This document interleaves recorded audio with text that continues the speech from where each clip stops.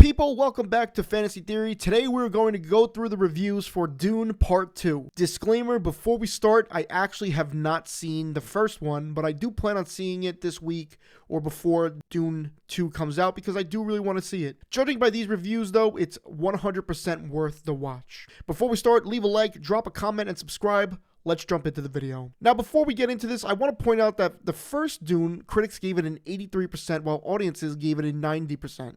So they are pretty close on that movie, so I expect the audiences to say the same as the critics. This movie, Dune 2, got an incredible 98% off of 129 critic reviews. The audiences haven't seen it yet, so there are no audience reviews, but that score is just incredible. Let's jump into some of these reviews. While the war may be portrayed as a jaw-dropping spectacle, the answers to all these political and moral questions may leave the audience deeply uncomfortable. Herbert would be proud. In a film that could have rested on being a visual masterpiece, Villeneuve stays true to the humanity of his direction. So I know this movie has a $122 million budget, so maybe that's why it's so good visually, I don't know. The sequel is slower paced than the first installment, with the director taking time for Paul Atreides, Timothée Chalamet, to prove himself as the Messiah to Freeman, which left little time for Paul's transition. Don't know what any of this means. I assume Timothy's character is very important to the story though, perhaps the main character. A stunning, below-the-line masterpiece that takes surprising and even dark tones, with brilliant performances by Chalamet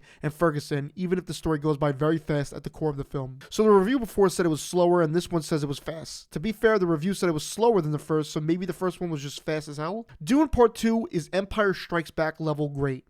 You have a lead character put to the test and rising to the occasion in epic fashion.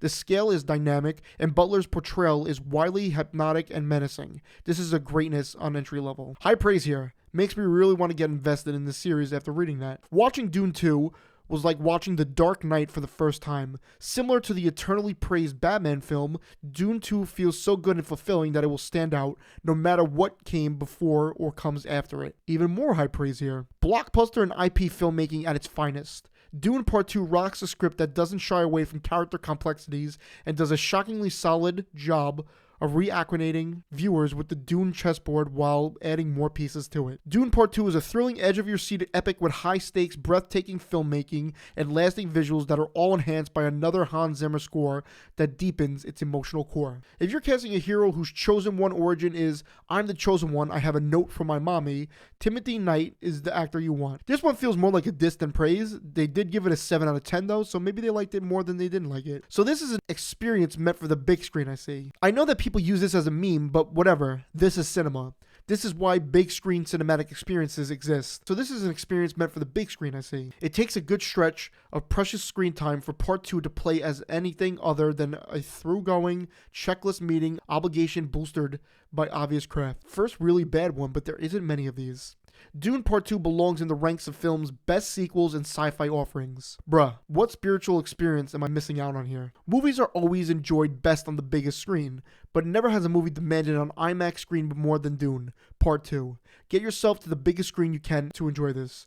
I've seen a lot of people here praising its visuals, now which is great, but it doesn't make a movie great, but obviously it has a lot going for it. It's clear this movie has great visuals, great stories, good pacing, and is pretty much close to perfect. I hope that's true, because I would love to get behind a new franchise and be excited for it. I could go on, but their reviews are really all saying the same thing and pretty much praising it, so I'd rather not keep going on with the same stuff. But it's all high praise, and I'm excited to see it.